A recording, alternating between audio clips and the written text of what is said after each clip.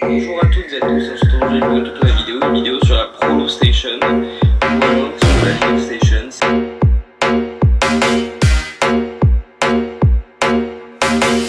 Пишет брак, мама великий рэп-брак.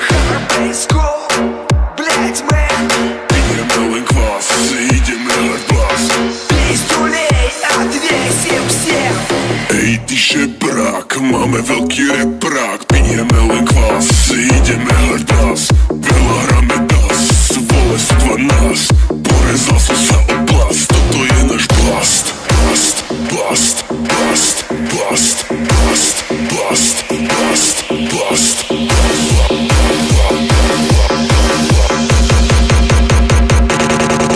Пласт.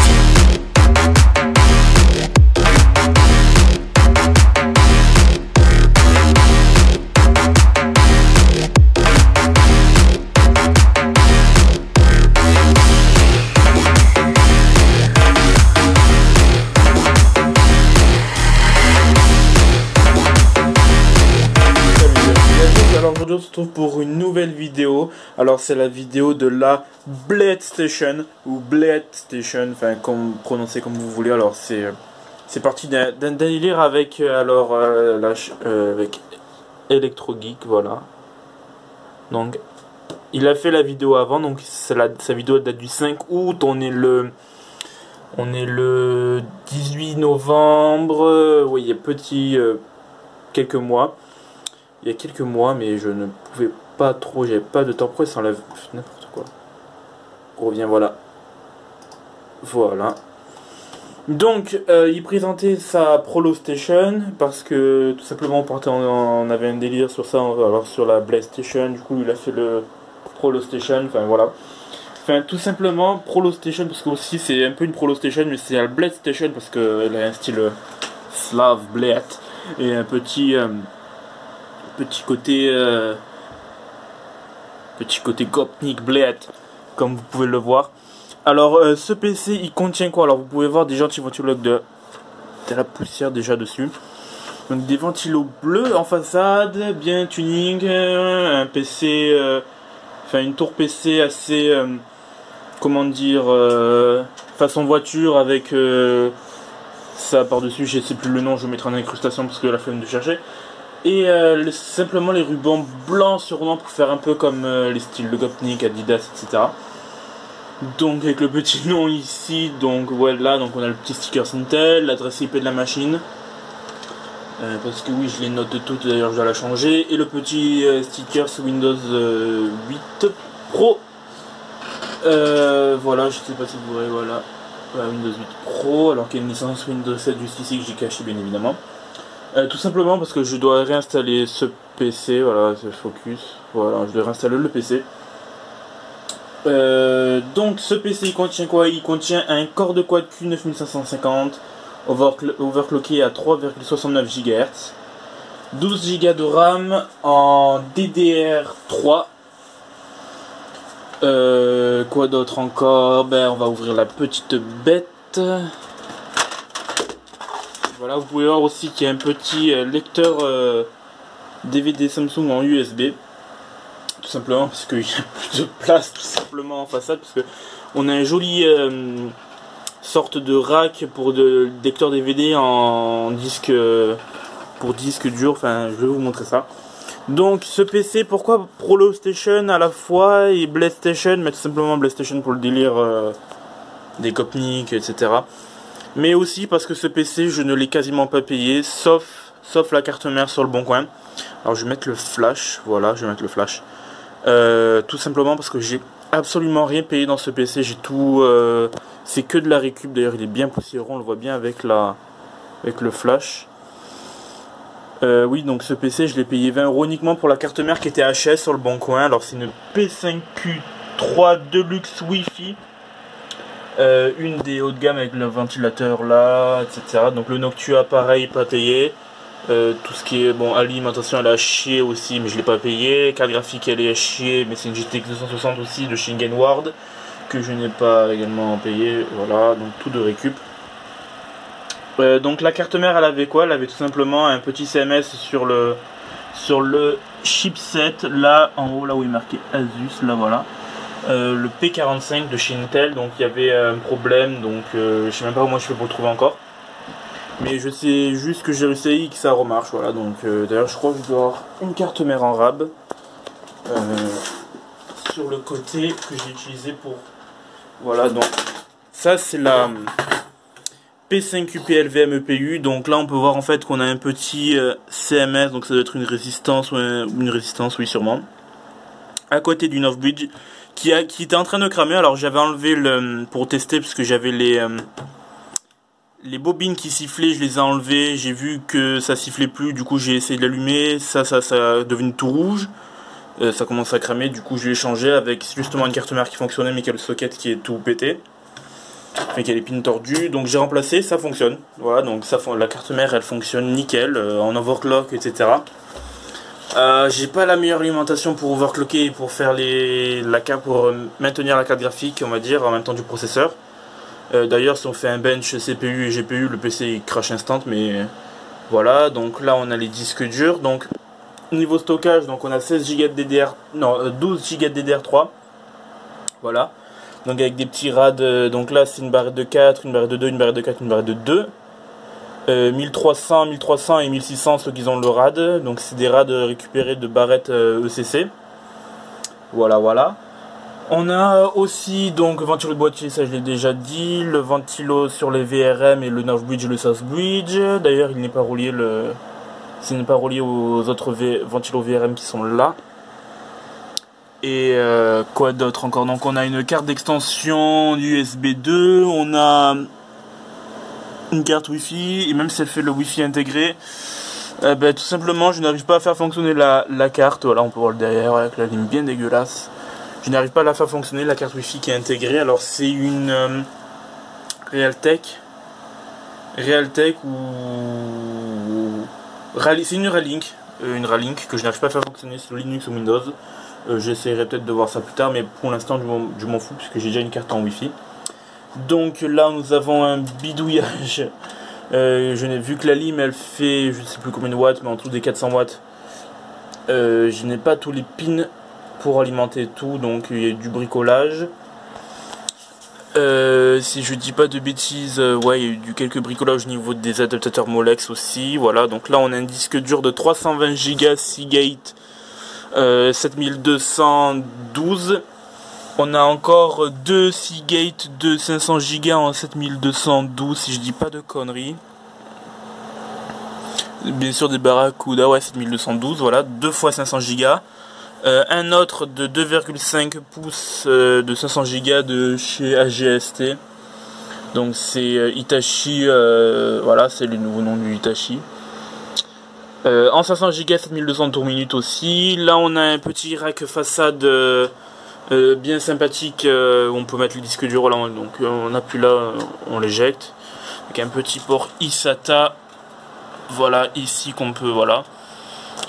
Brancher comme une sorte de clé USB, enfin c'est ce qu'ils ont voulu faire avec le SATA, mais en version connectable USB, ça n'a jamais marché, enfin j'ai jamais utilisé, j'ai jamais vu des gens l'utiliser. Donc il y a ça, donc ce petit rack il est sympathique. Aussi on a ce petit sorte de rack, enfin si on peut appeler ça un rack ou plutôt un adaptateur pour ajouter sur des baies disques durs, on rajoute des baies 3,5 pouces de disques durs on le met sur un emplacement DVD. Donc ça rajoute 3 disques durs, voilà, qui sont ventilés. Donc on a le petit ventilateur là qu'on peut, hop là, choisir l'intensité des ventilos. Je vais le mettre à médium, il est en high, voilà. Donc là on a un Be Quiet Pure Wings 3, si je dis pas de conneries, si j'arrive à peut-être à zoomer, non? C'est dur à voir.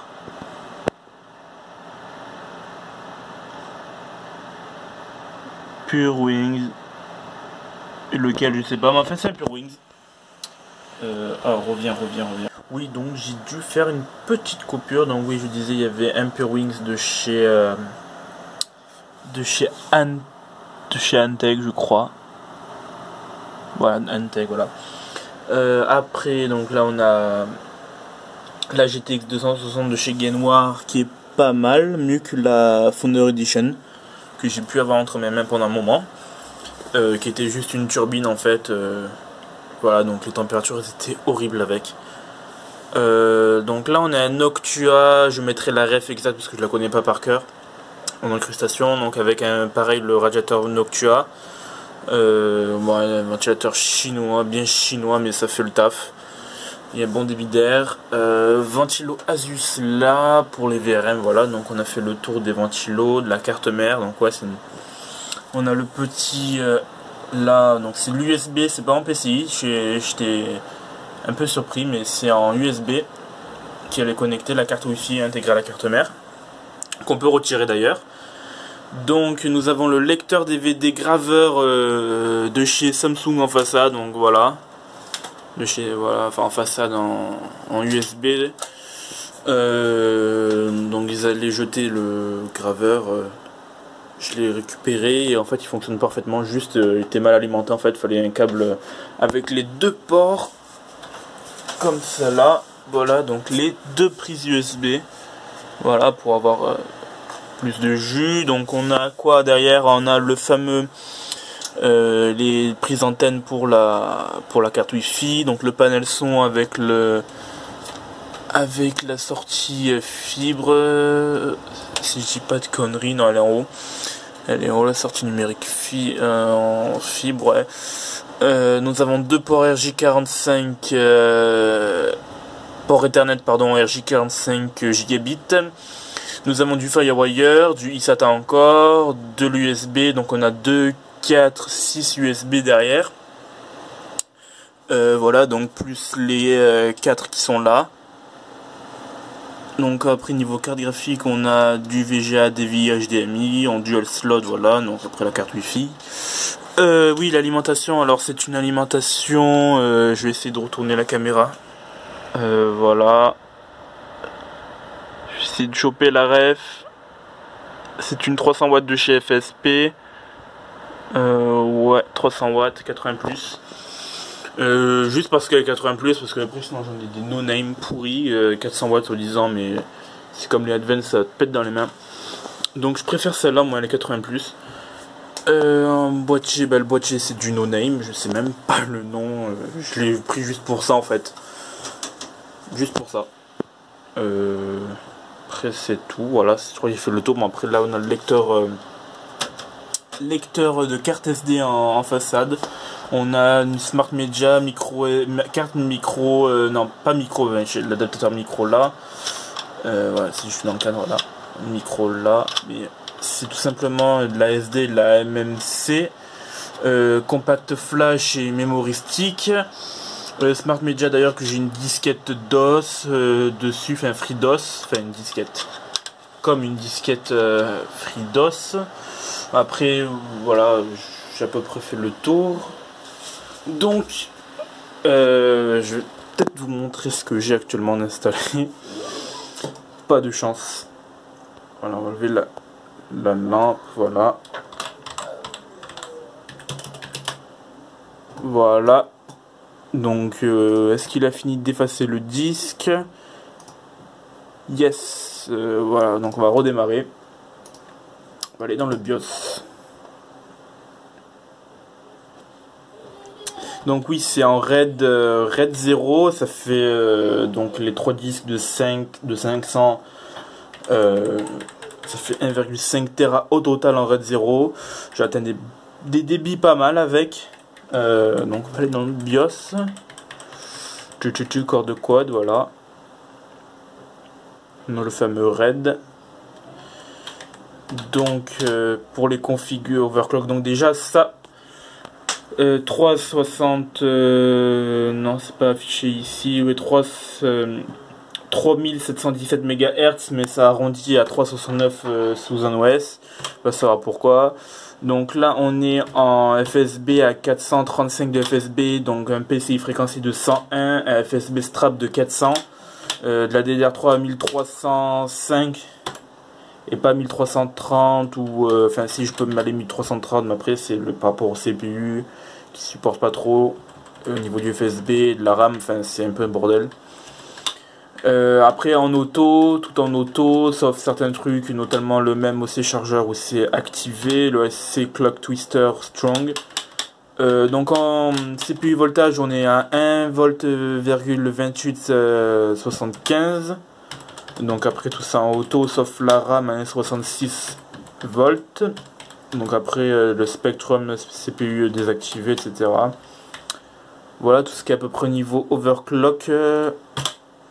Voilà, après la configuration pareil, blocage du ratio plus désactivage du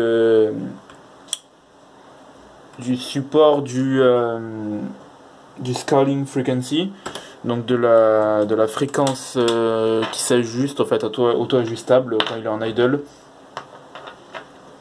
Voilà, après c'est en SATA, oui, donc en RAID. Je crois que c'est à peu près tout. Voilà, j'ai pas trop de... Alors c'est ma machine principale, on leur va quitter, voilà. On va redémarrer sur Debian, parce qu'il y a une Debian 9 qui est actuellement installée, la 9.5 avec Cinnamon. Ah bah il décide de me cracher en pleine vidéo lui.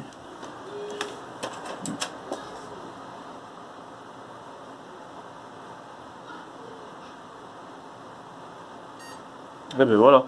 Je sais pas pourquoi il a pas voulu quitter, enfin bref. Donc oui, voilà, donc la P5Q3 Deluxe Wi-Fi. Donc c'était vraiment l'occasion la grosse occasion. Tout simplement parce que cette carte elle coûte un max, même encore aujourd'hui, parce que c'est du 775 et le 775 c'est plus ou moins dépassé. Ça dépend quel processeur et carte mère. Donc pour des vieux corps de quad, genre le Q6600 ou des corps de duo, des Pentium, dual core, ce genre de conneries, c'est totalement dépassé pour un usage, je veux dire, à peu près moyen. Mais pour ce genre de config, donc du CSGO, ça fait tourner sans problème, Garry's Mod sans problème, enfin tout ce qui est Half-Life, etc. sans problème. Il faudra que j'essaye éventuellement un jour d'upgrade la GTX 260 vers une GTX 750 Ti. Parce qu'elle consomme moins déjà, et puis que je pourrais peut-être essayer de faire tourner des plus gros jeux, peut-être GTA 5, même si je suppose que cette config de base peut la faire tourner, parce que j'en suis pas sûr vraiment vu comme il est assez lourd. Mais oui, Watch Dogs et pourquoi pas certains gros jeux comme Need for Speed Most Wanted ou le Need for Speed 2016. Donc voilà, j'ai plus trop grand chose à dire, voilà, donc ça va partir après sur une installation de Windows 8.1 Pro et de Linux Mint. Alors j'ai fait un petit sondage sur Twitter, je vous mettrai le lien dans la description de la vidéo, mais je fais un petit sondage pour savoir qu'est-ce que vous me recommandez en distribution Linux. Autre chose aussi, oui, donc en plus des petits jeux d'un usage, on va dire bureautique, ce genre de conneries, va servir à compiler aussi, alors en C, parce que je commence à apprendre le C, mais aussi pour compiler Android. Donc j'ai des sources Android dedans, donc je crois que j'ai du Lineage OS 14.1, donc prêt à compiler sans les sources propriétaires mises. Donc oui, voilà, donc ça consomme pas mal cette bête, et ce boîtier il est un peu bancal, mais c'est pas grave. Voilà, donc je vous dis salut à tous et à la prochaine. World Will Squad.